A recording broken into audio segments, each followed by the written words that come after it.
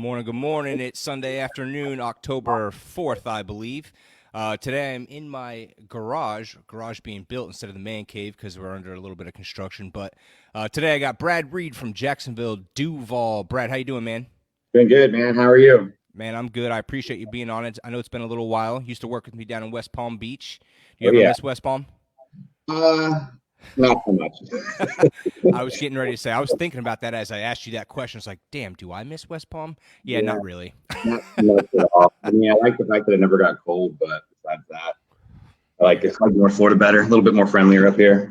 True. Speaking of Florida, I just want to say congratulations to your big win yesterday. I know you're a diehard Florida State fan. Hey, better believe it's why I'm wearing Greg Jones today.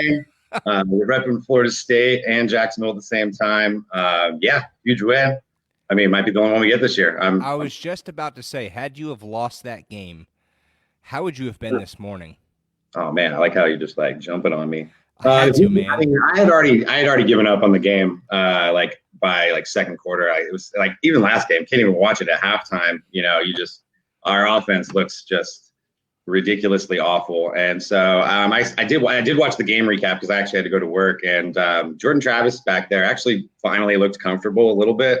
But yeah, I was expecting us to lose and just be miserable. I mean, if there was a day where I could wear Florida State, today was probably the day. So I didn't want to go all out. I'm just waiting for basketball season. So I'm not going to drill you with Florida State because I know this had nothing to do with our game plan today. But since we're on the topic, what's the quarterback's name again? Trevor what? What do you mean? What's his name? Not Trevor. What's the quarterback for Jordan Florida Travis, State? what I'm talking Jordan about? Travis. I don't know why I Yeah. said Trevor. Jordan Travis. He looks decent, but my only question is because I feel like he's more run than pass. In a big game, do you think he can win the big games? Absolutely not. No. See, I just wanted to hear you say that. That's all. I was talking with my group of fantasy football guys. We went to college together, and so there's 10 of us that've been doing this fantasy football league every year. So we talked, and we all went to Florida State. So, we were talking about it, and we were just like, at this point, just run a Georgia Tech offense with Trevor or Jordan Travis. Now you got me saying Trevor. Gotcha. Run. I mean, he's that fast. Just he'll get 3 yards of carry. Just do that. But he showed some confidence throwing the ball yesterday. I think everyone's really just waiting to see if this Chuba Purdy guy is going to be good. His brother looked really good at Iowa State last night. So we'll see. Hopefully it runs in the family.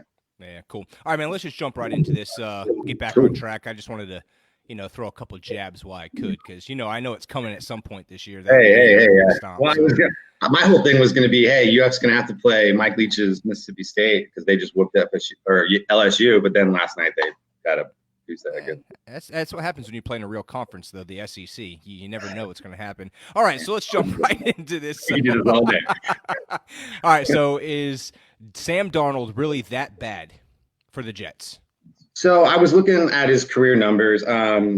Last year, I think he was like 19-14. Year before that, he was like right around, even with interceptions and touchdowns. And he throws about like 60-70% completion percentage. So, I mean, I don't necessarily think he's bad. I think he's just a product of, getting thrown into the mix way too early. It happens every year now that rookie quarterbacks are expected to come in and be amazing.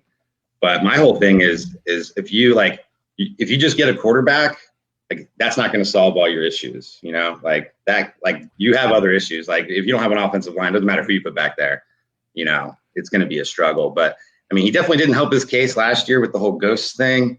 And, he does have, and the Jets are just a dumpster fire right now. So he doesn't really have a lot going for him. I mean, but that run on Thursday night, or was that Thursday night? Yeah, Thursday night. That run was insane. Did you see that? Yeah, I did. So here's my thing on Sam Darnold. I don't think he's the problem whatsoever. I know the quarterback always gets the blame because they're the captain, their leader. I talked about this last week on our show. But Sam Darnold is not the problem. In fact, if you put him on a average team or above average team, you'd be talking about him as, oh my God, he's the next best thing, right? But Right. the problem is like you stated, they have absolutely nothing around him. Their offensive line, trash. Running back, trash because he can never stay healthy with Le'Veon Bell. He's more of a drama queen than anything. Name one receiver that they have that's worth a damn. I have Crowder, who came back from an injury, who's okay, who looks great because he's their best receiver, right? Their defense, trash. So it's how do you expect a player to develop and be good when he's literally throwing off his back foot every single play because he has to? You know what I mean? So Getting his, murdered. yeah, his run Thursday night was a prime example of him turning nothing into something based off of his athleticism. So the next part of my question is, do they draft Trevor Lawrence if they have the first pick, or should they develop around Sam Darnold? Yeah, I mean, they've already invested in him. I don't think. And once again, I mean, if they go and get Trevor Lawrence, then they're just going to start the same process all over. And so it's taking one step backward to try to take two steps forward. And I just don't think that would. That, like, once again, like, they have other issues to solve. How about get like the best offensive linemen, like, all those top picks that are offensive linemen, they always go unnoticed, but those are always the teams that are in the playoffs and Right. making moves. And you're always just like, oh, New England took who at 7? You're like, wow.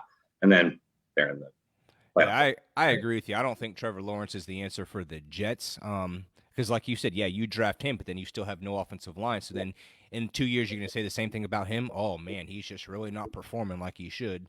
So Yeah. yeah, I think Sam Darnold, they need to stick with him, and like you said, they need to go get 2 offensive linemen in the draft. I don't care if it's first, second round, first, third round, 2 in the first round. They've got to invest. Look at the Colts; they got the best offensive line in football, and what have they been drafting for the last several years? You know what I mean? Yeah. So Yeah. And then, like, who knows if even Trevor Lawrence is going to be really good either. Like, Baker Mayfield was amazing in college, not doing so hot in the NFL. Like, debatable. I mean, there's no guarantee that Trevor Lawrence is going to be the savior for anybody, you know? No, I agree with you, man. But I want to stay on the Jets here for just a second. The Jets are freaking dirty. Like, they're a dirty ass team defensively. And so my question is, do you think Greg Williams is teaching that? I mean, they had 6 personal fouls in Thursday night game. Not 1, not 2, not 3. Fucking 6. Okay, so Yeah. 6 personal fouls. 2 of them were in the last 6 seconds of the game. Yeah. Intentional. Yeah. I went back and watched it after, you sent me the topics and everything. And I was looking at what they were doing. And I mean, to me, I don't think they're being coached up to go and play dirty. I mean, you could say they are. I mean, I just can't imagine a coach going, all right, guys, go hurt them, especially after Bountygate and all that other stuff happened. Like, I can't imagine a coach actually going and doing that. For me, it's like I said, they're dumpster fire. And so I think it's just coming out of frustration. They're getting beat. Like, they get beat. They're just getting beat all over the place. Like, I mean, you're losing to teams missing 9 players. You're losing to teams like just that aren't, good at all. And I just think it's out of frustration that they are, and taking it out on the other opposing quarterback. Yeah, I mean, I can't pinpoint and say for sure, like, yes, he's teaching that because obviously I'd be a liar for saying that. But it's just crazy to me that every team he goes to always has the same thing. So do I think he's coaching that? No. Do I think he's saying, hey, let's go a little above and beyond with our physicalness and maybe we can do this? There's a loophole of maybe not getting in trouble. I don't know what you got going on back there, but it's no longer a fire. Yeah. But at least it's not a Biden ad, so we're good. But back to Greg Williams. I don't think he's teaching it, but I sure as hell think he's getting in that defensive ear and saying, hey, listen, let's go balls to the wall. Let's be more physical than the other team. If we get a personal foul, 1 or 2, okay, maybe not 6. And then, at the end of that game, those 2, 100% frustration. And I kind of understand because they didn't just kneel and run the clock out. They tried throwing a pass. So if you're going to leave my quarterback with 10 seconds left or whatever it is, and you're going to drop back and pass up by 8, I'm going to try to take your head off too. So that's just the competitiveness of the guys.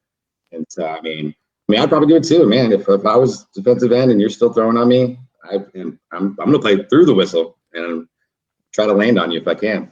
And another thing that a lot of people don't think is that Jets team is so bad, and they're going to rebuild that every single play they're going to be watched. So if if coaches go back in and they say, hey, there's a minute left, how come you didn't give 100%? That's the reason why we're going to cut you. Players don't want that. They're going to say, hey, I know I'm fighting for my job. We might be down by 30, but I'm fighting for my job at that point. So I don't know. That's a tough topic for me because, like I said, I think it could go either way.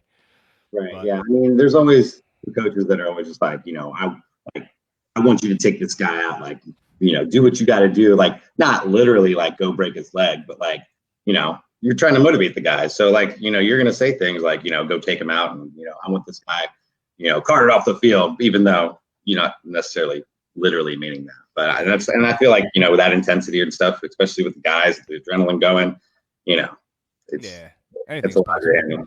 But before we get into the next topic, I just want to say for anyone that's out there watching, please go join SNS Live. It's my own little Facebook group that I have. Please go and support that.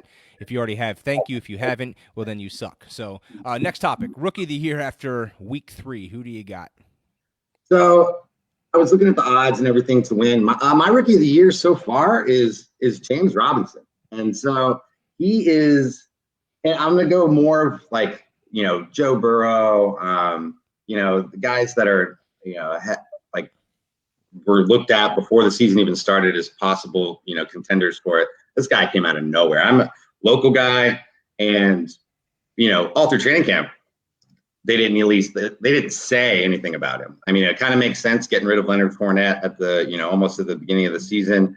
Like they obviously knew something that we didn't, and this guy is just he looks like he's playing at a different speed than everybody else on the field. When he makes cuts that it looks like he's playing in college when Reggie Bush would be running down the sideline and just stop on a dime and stuff like that. And so he's exciting to watch. Where I know here in Jacksonville, everybody's raving about him.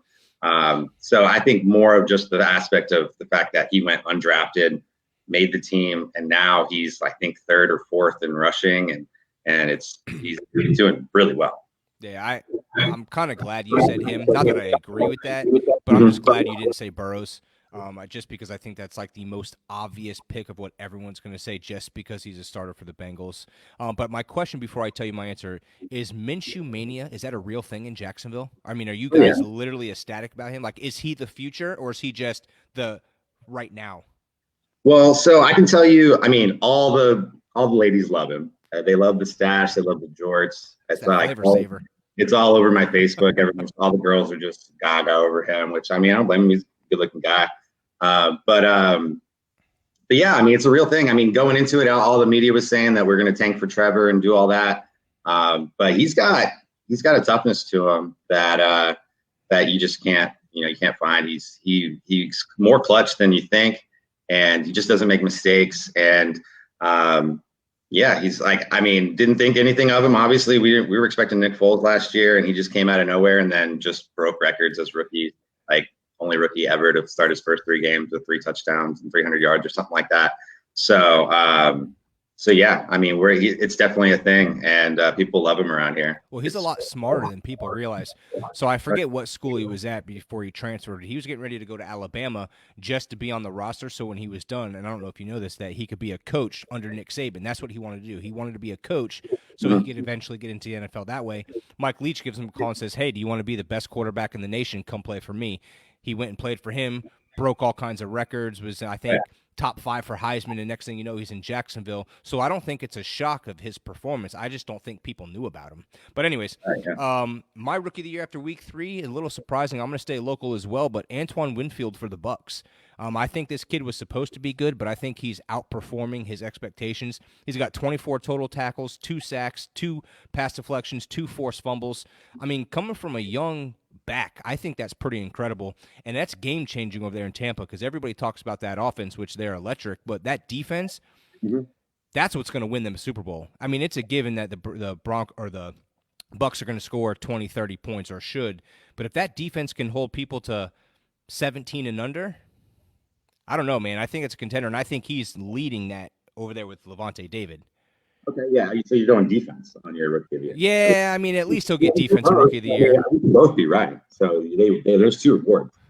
I do want to point out, though, besides James Robinson, I was looking. Clyde Edwards-Helaire, he's on all of my fantasy teams. I was huge about him going into the season. He's doing very well as well. Like he could easily take it away from James Robinson. Some other people that they got, I was looking online. Joe Burrow, Jonathan Taylor, Justin Herbert are all like highest odds to win it. I mean, by the end of the year, you never know if Burrow starts getting some wins and stuff. Maybe. I love Taylor for the Colts, man. Absolutely love. And I said this a couple weeks ago. Like, I don't wish injury on anybody, with Hines and everything over there, or Marlon Mack, or whoever it was that got hurt.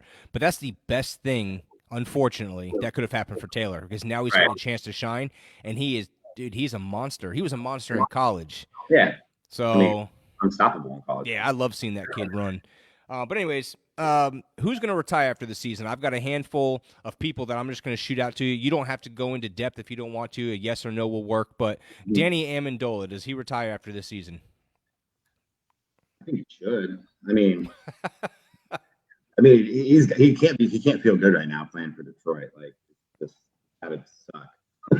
So I don't really see too much out of him either. I follow Detroit because I have Stafford and Galladay on my fantasy team, so I'm always watching their games.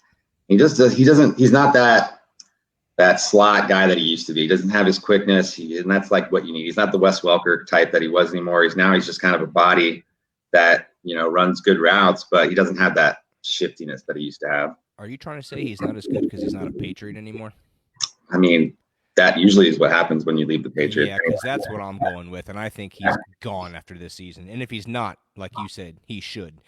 Next person, Brady, Tom Brady. So I'm gonna kind of skip ahead on you too, because I know Breeze is on the list too.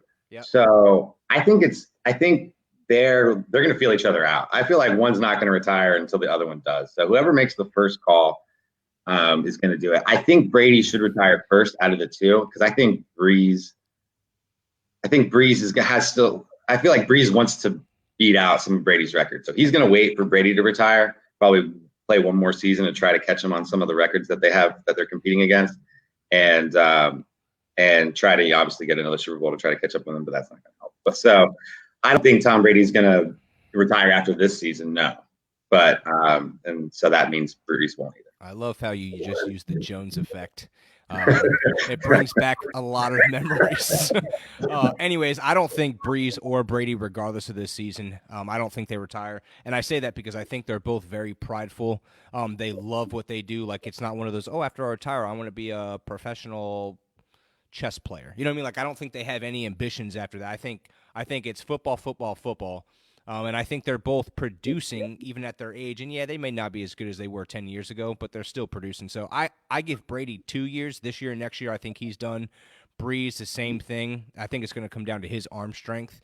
I think it's going to come down to him getting the comfort or the call saying that, hey, we might be going with, Taysom Hill, and then he's gone. You know what I mean? So I think until that happens, he's playing. Hey, or Jameis. Jameis could jump in there. You never know. Why, Brad? Come on. Yeah. See, it's that FSU bullshit coming out of your mouth again, knowing there's no chance of that happening. Hey, you never know. But I think Brady's going to keep playing until he gets hurt. And I don't think he's very far. I know he keeps himself healthy and does all the treatments. His wife won't let him retire. Right. Yeah, exactly. But I think it's going to be something that finally takes him out to the knee or something like that. He doesn't have the offensive line like he used to. You can tell he's not putting up the numbers that he was putting up in New England. Look at Jameis last year. He was running for his life too. I'm surprised they've protected Brady as much as they have, actually. And so I think eventually that's what's going to take him out. It's the knee, and then he's just going to be like, listen, can't come back from an ACL at 42 or whatever he is. Right. What about Larry Fitz? I think it all depends. So I think he is reinvigorated with Kyler Murray, and especially since D-Hop's right there and he's not the number one guy anymore, like he can just kind of sit back. I've been looking at his numbers. I also drafted him as well. Man, figured ask for a fireplace, they give you ads. Anyway, so I think he's going to be, around for a little while, especially if they're doing pretty well right now. If they make the playoffs or make a run, and they're really close and he sees, light at the end of the tunnel, like maybe they can make a run. And then I think he'll be back next year. I don't see him playing for too much longer than that, though. He's getting up there. I don't know where he is as far as like Calvin Johnson's records are, but I'm pretty sure he's probably eyeing those too.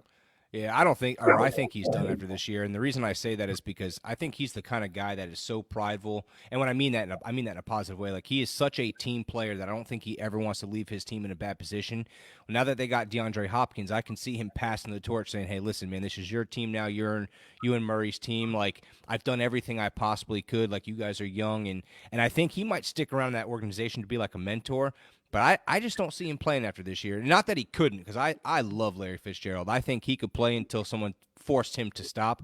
But I think at a time, it's going to come to a point where he's going to be like, okay, like, am I here as a body or am I really contributing? Which he is, but I don't think I don't know. I can see him retiring after this year. But yeah, Yeah, I can see what you're saying. Yeah, I mean, he's probably one of the best guys there is in the NFL too. And so, but like, I know, I mean, his catch radius is still to this day insane. He didn't have a drop last year. Did you know It's that? amazing. He didn't have Yeah, a drop. him and DeAndre Hopkins. Yeah, like it's insane. Like I've seen some like he has Velcro on his hands. It's just not fair. Yeah, he's great. What about Frank Gore? Frank Gore, gosh, he should have been retired 3 years ago. Like, I want to say yes. Like, yes, Frank Gore should retire. I mean, who's he playing? Is he playing for the Jets now too? Yes. Yeah. So like, I mean, I saw he got a few carries last week. But yeah, man. I mean, I feel like this is going to be the last year for him. I mean, he is a machine. Yeah, dude. I don't think he's retiring, and here's why. His son, I think if he plays 2 more years in college or get drafted, I think he's going to stick around just to be in the league as his son, and then he'll be done. That'd be funny. I can see him doing that because, listen, all he has to do is tough it out for 2 years. He doesn't have to be the every down back. He can be a second, third string running back and just kind of hang out with the team for 2 more years. He ain't retiring, bro. He'll be 50 playing football. That's funny. That'd be awesome. Like, fathers, I don't even know if there's ever been a father-son combo. I don't think so. I don't know. I don't want to say yes or no because I'm not sure, but I think that'd be pretty cool. Yeah, I think it would be cool. All right, so this next question I'm going to ask, I've gotten a lot of feedback because I made a post about it not too long ago. I've even been called racist for this, which is absolute bullshit. Right. Lamar Jackson, is he a legit quarterback or is he a glorified running back? Oh, yeah. Okay, cool. Yeah, I like this. I mean, clearly this was based off race only. No, I think Lamar Jackson is not a glorified running back, and I commented on your post, and we kind of had a little talk about this. I mean, he's putting up ridiculous numbers last year, and I mean, and throughout this year, I mean, he had one bad game. Just one bad game, and my argument to you before too was, I mean, he really doesn't have anyone to throw to. Like Marquise Brown is a burner, and he can only. I mean, he averages, I think, for targets, Marquise Brown's like over 20 plus yards. He is only a deep threat. I mean, name any other receivers that they have. Willie Snead. What's that? Willie Snead, Mark Andrews, their tight end. Yeah, but I mean, Mark Andrews is a tight end. And so you have one real threat, Mark Andrews, who can catch the ball and run routes. But then you're running, then your safeties just have to worry about Marquise Brown. You lock down those 2 guys, he's got nothing. And okay, so I got to cut you off for just a quick second. Okay. Name receivers on the Seahawks other than Metcalf. Lockett and Metcalf are a crazy combo. And Russell Wilson's just insane. Like, so that's my point. You're taking the most upper echelon of person, Russell Wilson. You're going to say that if you're not as good as Russell Wilson, you're a glorified running back. That's not what I'm saying. But what I'm saying is that people have put Lamar Jackson in that category. I didn't put him in that category. I'm not trying to compare him to Russell Wilson and Patrick Mahomes, but other people have because he was the MVP. He's on the face of Madden. He's the next guy. He's the greatest. He's this. He took over Flacco. They're putting him in that category, which means, okay, if you're going to put him in that category, you need to perform like these guys, or else to me, he's a glorified running back. Now, when I say glorified running back, I don't mean he can't pass the ball. What I'm saying is when he's forced to pass the ball and the defense knows he has to pass the ball, he is not effective. He threw for under 100 yards against the Chiefs because they knew he had to pass the ball. So my justification of saying that he is a glorified running back is when the big moment comes and he has to win a big-time game with his arm, he can't do it. Not yet. Do I think he will be able to because he's really, really young and the expectations have been really high for him? I think he has the athleticism and the capability of doing that. But right now in 2020, if you ask me, I'd put him in the backfield as a running back, and I would take him versus a quarterback any day of the week. Now. So I agree with you that I wouldn't necessarily trust his arm at the end of the game to go win the game. He didn't win MVP just as a passer. He won MVP because he had the most rushing yards ever. He's an amazing athlete. Amazing. Right. So, I mean, if he can't run the ball, then if you can shut that aspect of his game down, then he's not going to be, your Russell Wilson, your Patrick Mahomes. But still doesn't mean that he's a bad quarterback. I just think that's an aspect of his game that they really need to do. And when I think Baltimore didn't have really good game plan, they're straying away from the run. If you look at last year, even the running backs, you had Mark Ingram and him last year. They were running all over the place. This year, they're dropping back and passing way more. Mark Ingram he's disappeared as far as fantasy goes. You'll hear me say fantasy a lot because I'm a huge into fantasy. So I mean, Mark Ingram's completely disappeared, and now they have this guy J.K. Dobbins too, who's amazing, and they don't run the ball anymore. Like Right. that's their game last year was designed runs for Lamar and everybody else. And since everybody was worried about Lamar, Mark Ingram was doing well, and so like it was just and then they would bring him all with the line, and then he could pass, and that's how he got good passing numbers. So if they're just going to sit back and drop back and throw the ball, it's not going to work out for them. See, and I agree with you 1,000% on that, because if they would utilize their running backs, because they have great running backs, so if they would allow them to do the running for them, then do the play action or have him drop back, I think he'd be way more effective, because it's harder to plan for that. It's easy to have game plan of saying, okay, we're going to have the defensive ends have containment. Make sure you don't let Lamar Jackson, get around. And then once we stop that and they know they're stopped, and then he has to pass, well, then we're going to send 6 guys in and give him pressure. And then what's he going to do? Throw for under 100 yards. But how do you stop J.K. Dobbins? How do you stop Mark Ingram? How do you stop Lamar Jackson running? And then, oh, by the way, now we're going to play action and throw to Andrews and Marquise Brown down the field. That's where they're effective. But I think they're getting away from that, like you said. And when you get away from that, unfortunately, just like we talked about with Sam Darnold, who gets all the blame? Guilty, Lamar Jackson. It's your fault that you guys can't pass, which that's not true. I understand that. Like, I'm just being over dramatic. But at the same time, it's like, I hate when people compare him to Patrick Mahomes and Russell Wilson and Aaron Rodgers and Brady. Like, he's nowhere near that level yet. Do I think he will be? Sure. Because he's athletic enough to be. Yeah. And I mean, well, I'll even give him a comparison to like Minshew. So like this whole past week, Minshew doesn't look good one night, and now everyone's raising questions about his arm strength and everything too. And now everyone's got question marks on him and everything, just because of one bad performance. So yeah, when you're winning, everything's great. You're the best quarterback in the world, but then as soon as you take an L, then they're like, oh, well, now he can't pass the ball up. Now he doesn't have arm strength. Now this Sports 101. It is what it is. But hey, do you expect anything different? They played a solid Dolphins team, man. That was a dumpster fire too, man. I couldn't even watch that game. That was rough. I had to give some love to my Dolphins in some way today, and that was it. Yeah, Patrick, he still got it in the tank. He looked like a running back out there on Thursday night last week. How about his after the game interview? Did you see his shirt that he came out and wore? Yeah. And his comments. Yeah, I knew as soon as Minshew clapped back at him with "I'm going to respect my elders," especially when they're way, way elder. I had a feeling. I was like, shouldn't have said that. Old man's going to show you what's up. And he did. Yep. All right, so this next topic, I know this is going to ruffle some feathers because I shouldn't even have asked this to you, but Josh Allen for the Buffalo Bills, is he a better quarterback than Aaron Rodgers right now? Not ever, not in the future, right now after 3 weeks, is he better than Aaron Rodgers? Easy no on that one. That's an easy no for me. Obviously, actually, you can't tell because the audience doesn't know me, but I'm a weird fan, and I like the Jaguars and the Packers. And so Aaron Rodgers is a cheat code, especially this year. And especially since you said this year, it's not even fair. I don't think anyone is on Aaron Rodgers' level as far as game control right now. He has a quiet stadium every week now on the road. He's gotten more offside penalties this year, I think, than he did it all last year. And he's just having a field day. And I don't know if you saw over the week the comments where he pretends not to hear the call coming in, so he can call his own plays at the line. Brilliant. And so he does that. He's Peyton Manning the field right now. He's doing what Peyton Manning used to do, just be the general out there and call plays at the line and making stuff happen.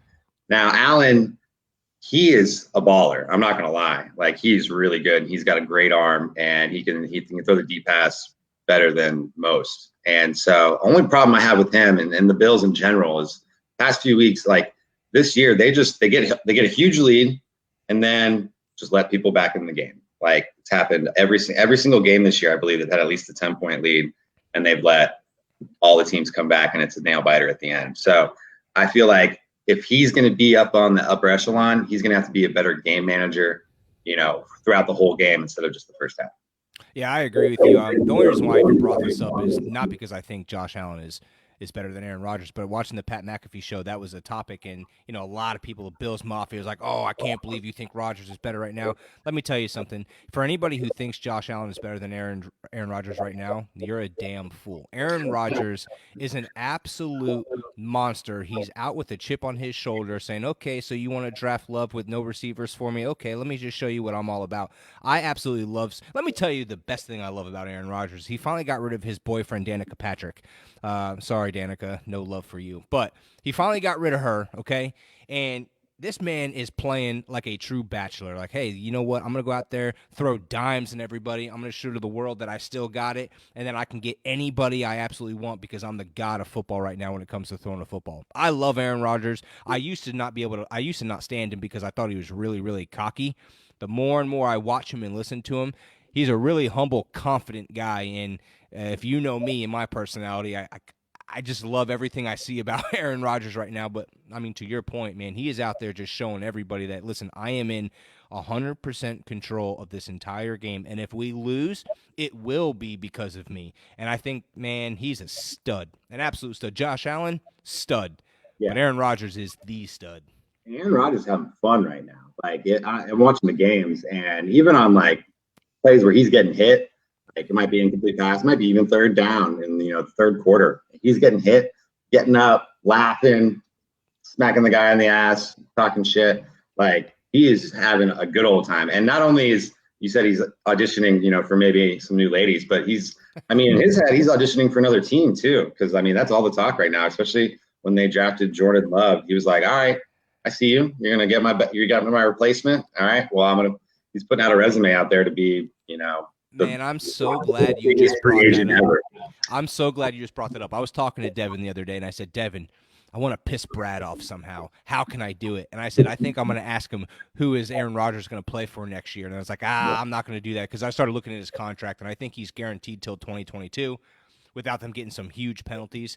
But since you bring it up, and I think it's a very valid statement without me trying to be a dickhead, who does he go to if they don't keep him, if they just release him? So, it depends. So, it might be the whole Brett Favre situation where they're definitely not going to trade him and let him go. And I don't think he's ever been franchised. They always franchise somebody else, I think. But, if they want to slap the tag on him and make him a trade option and not let him become a free agent, then they're going to do what they did with Brett Favre, and they're definitely not going to trade him inside the division. But what did Brett Favre do? We just went and played 1 year for the Jets and then went to the Vikings to go back at the Packers. So, I just hope that I'm just praying that he doesn't go inside the division. That was the biggest fear. Chicago? Oh God, that would be so awful. It was bad. It was bad enough to see Brett Favre in a Vikings jersey and take him to the NFC Championship game. That was just hurt my heart so much. And I don't know if I can go through that again. If he's going to go anywhere, just go to Detroit. That'd be fine. But don't go to the Bears or the Vikings because I don't know if I can handle that.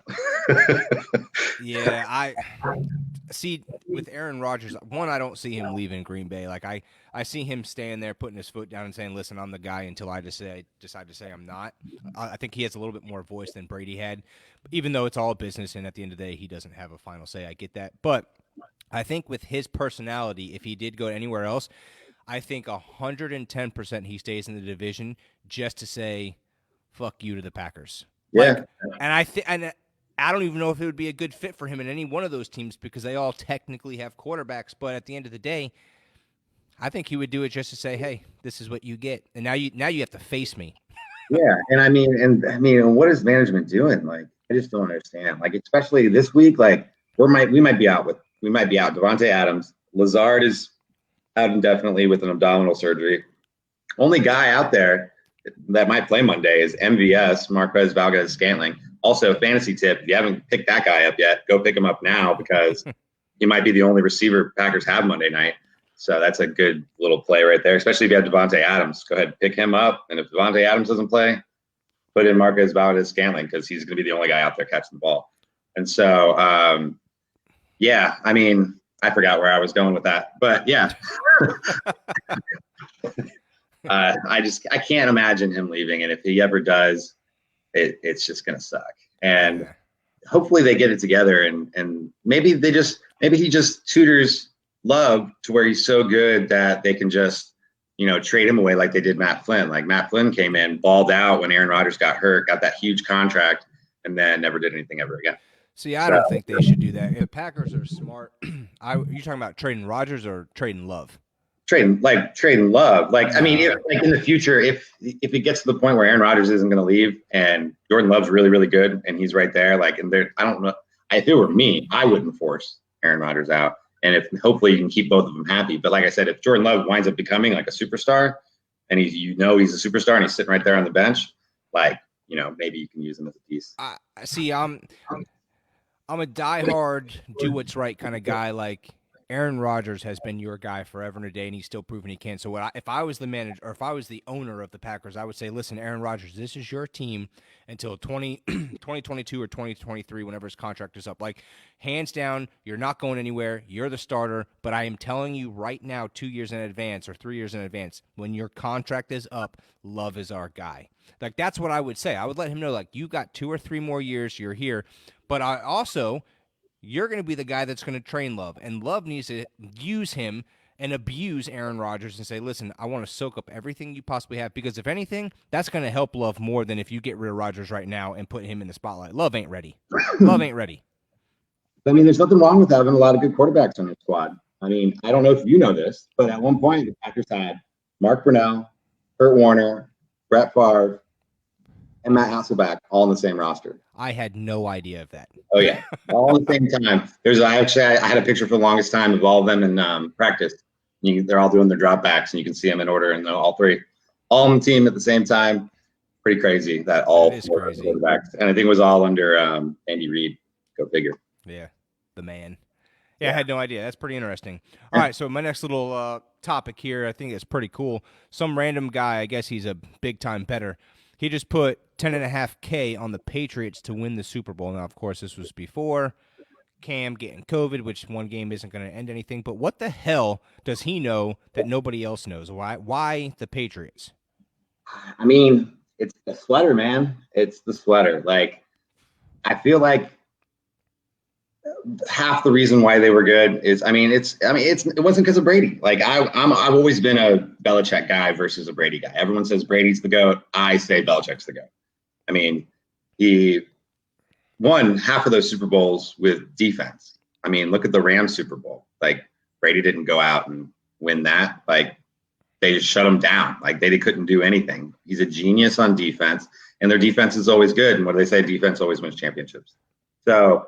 And I think now with Cam Newton, like even if they lose this week, which they probably are going to, whether the Cam would have played or not, I think that with that style of offense, he can do kind of like what Vrabel did, like run the ball like what Vrabel did last year in the playoffs. Run the ball, control the clock, play good defense, and with Cam, you can get 3 yards carry. So I feel like that's kind of their style, and he might be looking at his protege and going, "Hey, that's a really good idea. We should do exactly what they did last year."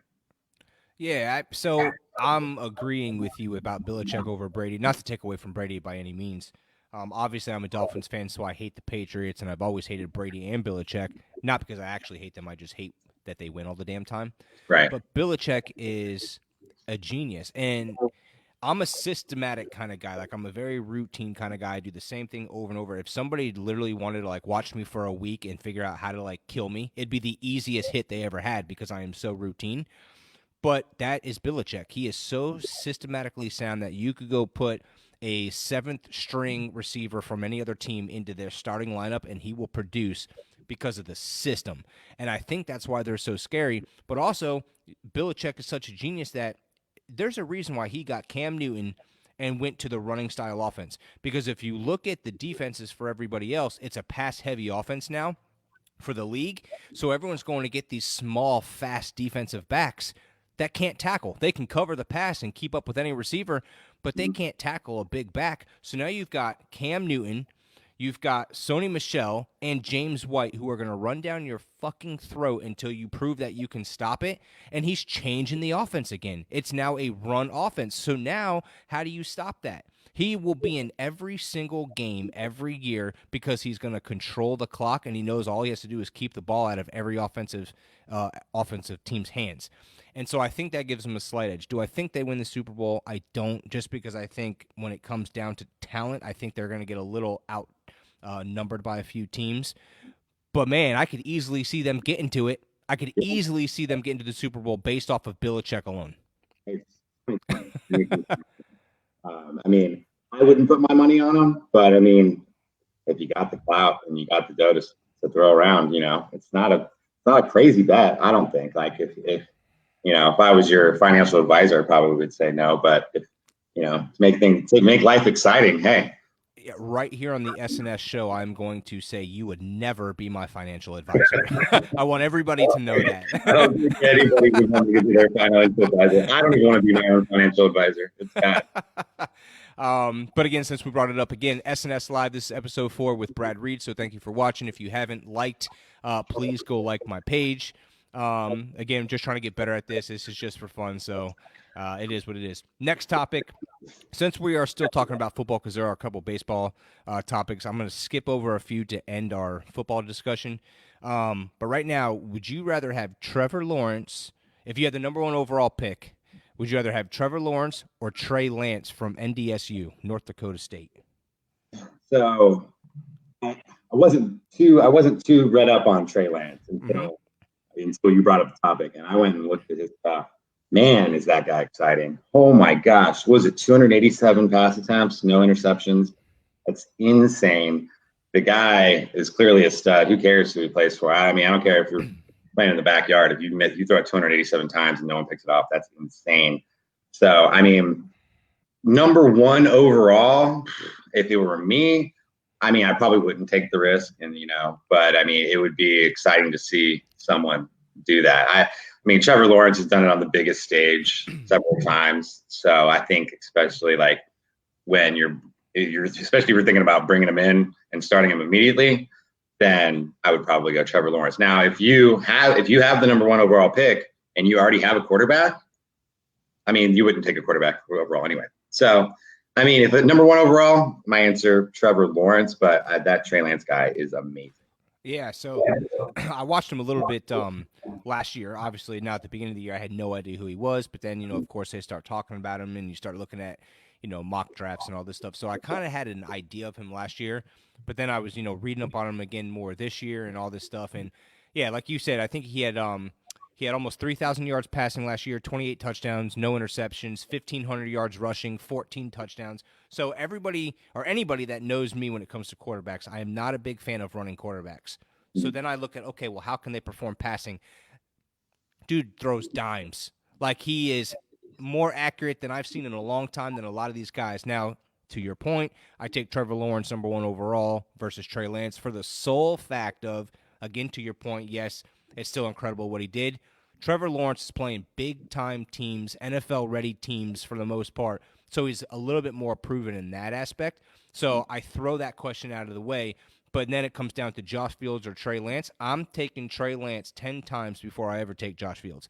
I think Josh Fields will be decent. I think he's the next Dwayne Haskins. I think he's a great college quarterback, but he ain't going to be that great in the NFL. Trey Lance will be an absolute stud. He will be your Russell Wilson. He'll be your Patrick Mahomes. That kid is electric, and he's a winner. He's won at every level. He's proven everybody wrong. I was reading a story, not to waste too much of your time or anyone else's time about this, but they were saying that, back in 3rd grade, he'll never forget that one of his teachers in PE said, "You're being way too competitive out there. It's not like you're ever going to play in the NFL." And he's remembered it to this day, and he goes, "Okay, well, I'll show you." So he's always had that chip on his shoulder, and it's one thing to say it, it's another to back it up. And that kid, man, he's fun to watch, and I can't wait to see him on Sunday for whatever team he does go to because he's going to be legit. Let me tell you one team he won't go to. We won't draft another quarterback, hopefully, anytime soon. No, you'll draft a kicker. Nah, Mason for life. Yeah. All right, baseball. Let's get into baseball just a little bit. You got the ALDS and the NLDS. What matchup are you most excited to see? So the matchup that I'm most excited to see is definitely the LA-San Diego series, just because San Diego is so exciting right now. Like Fernando Tatis is just electrifying. He is the new face of baseball. As much as I'd like to think Luis Robert is better, I can't say that, but he's awesome, and LA is obviously the favorite there. So I would like to see them be able to knock off the big dog and make a run at it. Yeah, I agree with the NL. I actually think that's a more of exciting series than the Marlins and Braves. Even though I'm a diehard Braves fan, and man, I hope we win. But the Marlins, they're a contender. But anyways, the Padres, I think, knock off the Dodgers, man, and not for the reasons of you said of Tatis, because I think it's more of okay, the rest of the lineup has to produce too. But their offense can compete with anybody, and I think they have enough pitching that if they can just stay consistent, I think because the Dodgers are notorious for blowing it, Kershaw is notorious for blowing it in these late postseason action. I think the Padres can go make a statement, a big statement, and beat the Dodgers. I think it'll be tough, and yes, the Dodgers are the favorite, and if the Dodgers win, I wouldn't be surprised. Man, I would love to see the Padres knock them off. And just I'll cut into the ALDS before you do. The Rays and Yankees, hands down, man. I'm excited to watch because the Rays haven't forgot about old Aroldis Chapman, trying to knock off some players' heads, and neither one of these teams have forgot it. And not to mention that every time those two teams play, it's a dogfight. And do I think that the Yankees could win? Absolutely. That offense is second to none.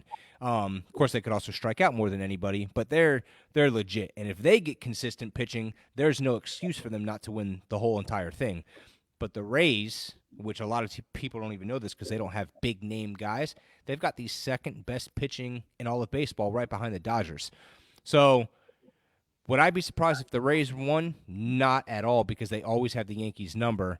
So I'm really excited to see that. And if I was a betting man, I wouldn't even go anywhere near it because it could go either way of the flip of a coin.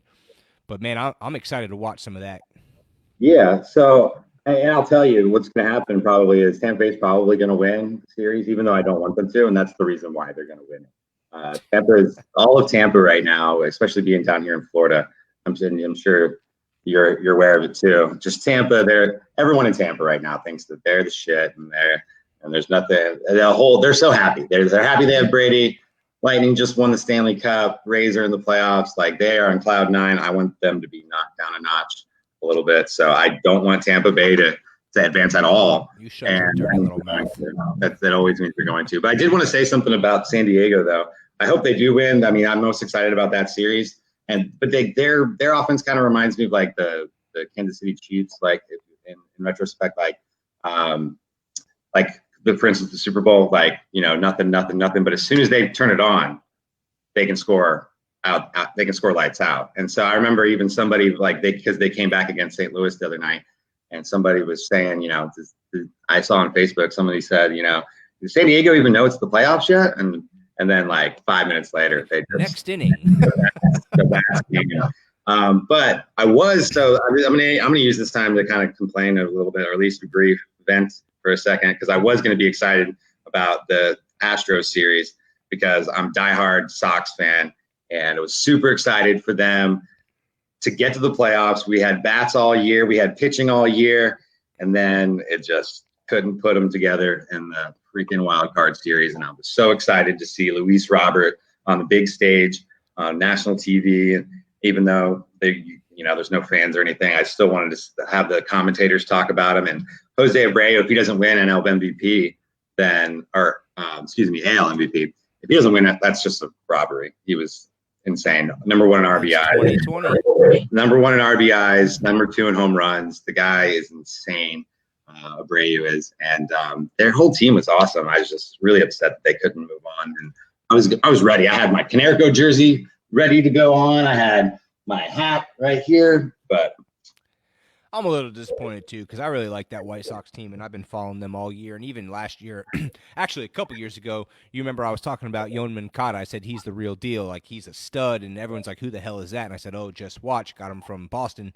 So it's been a couple years. Yeah, it's been a couple years, man, that I've been following them, and I've really started liking them. So I was disappointed because, I thought they had a lot of high hopes. But at the end of the day, I always say this: if you're a team that just tries to hit home runs, home runs, home runs, and home runs, eventually it's going to catch up to you. And I think I could be wrong, but I think that's what happened to the White Sox is they depended too much on that home run and that long ball. And in a series against the Athletics, man, where a team can grind and they're just as good offensively and have really good pitching, you've got to start playing, gap to gap. You got to start bunting guys over. You have to do the things that will give you the edge. And I just didn't see it. Now, again, I could be dead wrong on that, but I was disappointed, man. I really wanted to see the White Sox, and I wanted to see them just absolutely destroy the fucking Astros. I That's hate what I the was looking for Astros. too, so I could yell at Devin, but that happened. Oh, I think well. that I will say though, I feel like we were a year ahead of schedule. We weren't supposed to go off this year. Like this was supposed to be Luis Roberts, warm up year before like he, became a superstar. But he said, "Oh, watch me do me," and he went out there and he could easily win Rookie of the Year. But yeah, it is what it is. It'll be better next year. Pitching didn't happen as well, and injuries. And I hate to blame it on injuries, but not having Eloy Jimenez in the series really at all. He came in for one at bat or two at bats and got a double, and then on his double run, hurt his foot again. So he's a big part of that order because there's really no outs in their order if you look at it. But then as soon as you lose one guy, then you're mixing up everything, and it messes up your whole order and lineup. And that's we'll see next year when there's actual full season. Yeah. So I'm a diehard Braves fan, like I've stated. Excuse me. The Reds just played us. We beat them. Didn't give up a run in, I think it was 28 innings or something like that. Yeah. But I don't know if you have any comments on this, and that's fine. I'm just going to talk a little bit about Trevor Bauer. A lot of Braves fans are super upset of how he started off the field like Conor McGregor, which I thought was great. And then he put a tweet out there saying that, thank you for all you Reds fans, all you Braves fans. I know you hate me now, so I guess I can never come here. And for all you Astros fans, why are you even still here? Kick rocks or something like that. I don't remember the exact Twitter response, but I love Trevor Bauer. And then Acuna put a comment to Bauer saying, "Oh, go home." And knowing Acuna, he's probably just trying to be funny. And then Bauer responds back with a video of him striking out Acuna looking on a fastball. So a lot of Braves fans are like, "Oh my God, I'm butthurt, blah, blah, blah, blah, blah." I love it. Trevor Bauer, I love you. I hope you come to Atlanta. You're a stud. Dude, I love everything about Trevor Bauer. He is just that guy. So I wanted to give him some praise, and because a lot of people have asked me what I thought about that. And listen, I'm a diehard Braves fan, but I'm a sports fan, and I understand, talent. And if you strike out 12 batters in 7 innings and you only give up 2 hits, you can flick everybody off and say, "Hey, I'm going to go bang your mother." I don't care. You get that right because you're a beast. So, man, he's a stud. Yeah. I mean, I don't follow baseball that much at all. This was the first year in a long time that I actually was paying attention to baseball because of the White Sox finally. But I love gamesmanship, and anytime two guys go at it and there's some good trash talking, I'm busting out the popcorn.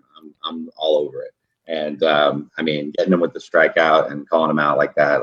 And if you got it, flaunt it. I'm on the same page with you. If you strike out 12, you can do whatever the hell you want. That's it. So we're going to end the show. My very last point, and it's in capital letters in my notes. It says, "I hate LeBron." So I had to throw some basketball in here. And although they're going to win, I know they're going to win. I hate LeBron. I don't even have anything else to say other than I hate LeBron. I hate LeBron too. It's insane how I for a guy who's probably really good. It's same. Him and Tim Tebow are the same person to me. It's just you're really good at what you did or what you do, and you're probably a really great person. But I hate you. I don't know why, but I just hate you. I just don't. I can't explain it. You're just a really hateable person, and something about your face. I think LeBron. I think he just I don't need to see you with the mean game playoff face when you're playing the Miami Heat. That congratulations for them getting there, but come on, it's not even a competition right now. It's just literally I think Anthony Davis said it best, or no, somebody said it about Anthony Davis. He said it's varsity versus JV out there. It's Anthony Davis putting up a layup and then getting 5 offensive rebounds and making sure it gets in. It's ridiculous. I just want to go back a little bit and say fuck you for for even relating him to Tim Tebow in the slightest bit. Well, That's like saying Lucifer and the devil, hey, man, you're just as good as Jesus. Like, what the hell is that, man? Listen, I understand you hate Tebow. He was a Florida Gator. I get it. But he is nothing like LeBron James in the slightest bit. I mean, I almost brought Tebow up whenever we were talking about glorified running backs, whenever we're about Lamar Jackson. I would have went in because I agree. Yes, I agree. Tim Tebow should have been a fullback or a tight end. For the record, he was not a quarterback in the NFL, but I would love for him on my team. I think I heard you say that. Yeah, well, it's because I'm a real kind of person when it comes to sports. You know, I don't try to put in too much biased opinions into it. Sometimes I do, but hey, I'm then I got you on camera. I got to get the truth out of you. That's good. I'll make sure all the people know. That's it. But yeah, let's talk about Tebow while we're at it. So again, Tebow is a hell of an athlete, a hell of a leader. He makes everyone around him better. I would love for him in my locker room, but I'm not putting him behind the O-line and saying, hey, go throw for 300 yards and lead us to a championship. That's not happening. But I'll put him in the backfield as a fullback. I'll put him as a tight end and say, hey, go catch 5 passes and block for my running back. But again, he's not LeBron James, and I expect you to take that back, and I want an apology right now on the show. Well, I'll probably after I finish talking about him. But people were like, oh, greatest college quarterback ever. Greatest he was college football player, maybe. I wouldn't say quarterback because once again, like just like I always gave credit to Urban Meyer, the same way I give credit to Bill Belichick. I mean, if you look at Tim Tebow in college, he's throwing to guys. No, there's not a guy 20 yards around him. I can make those passes. I mean, even if they're short, if they're long, the guy has time to go get it. Urban Meyer was an offensive genius. And so, yes, he can throw the ball. Yes, he's an amazing athlete, amazing leader, probably even better person than all of those things. He is. I don't like him. And even to the point, and you can ask anybody that knows me, I will not eat at PDQ ever. They may have good chicken fingers, but Tim Tebow's part of PDQ, not doing it. Sorry, Tebow. All right, well, since this was supposed to be time to bash LeBron and not Tebow, let's get back on just saying before we end the show and how much we hate LeBron. So, hey, I hate LeBron. If he gets hurt, I don't wish that upon him. I won't be sad. And I hope the Heat come back and win somehow, which is not going to happen, but that's my Christmas gift, hopefully. That would make my life. I hate LeBron. I'll second that. And if the Heat came back and won, I'd be happier than if the Jaguars won the Super Bowl. Hold on. Let's make a proposition. Just for the hell of it, because it's probably not going to happen. If the Heat come back and win, I will get you back on the show, and you'll wear a Tebow jersey. If the Heat, all right, and then and you'll eat PDQ. All right, yeah. If the Heat come back and win, I will wear a Tebow jersey and eat PDQ. I will do that. Deal. I will do that, and mark my word, I'll do it right here on the show, and it'd be worth it. Trust me, awesome. I would do that. Cool, man. Well, Brad, I definitely appreciate you taking your Sunday morning to get on here live with us. And, I'm thankful, and I think it was a good episode, and hopefully everyone else watched it, thought it was good. And if not, well, then I don't care. Kick rocks and, do your thing. But, Brad, again, I just want to say thank you, man. I appreciate it. Yeah, thanks for having me. All right, man. Until next time, I'll see you in that Tebow jersey. Yeah. Not. See ya.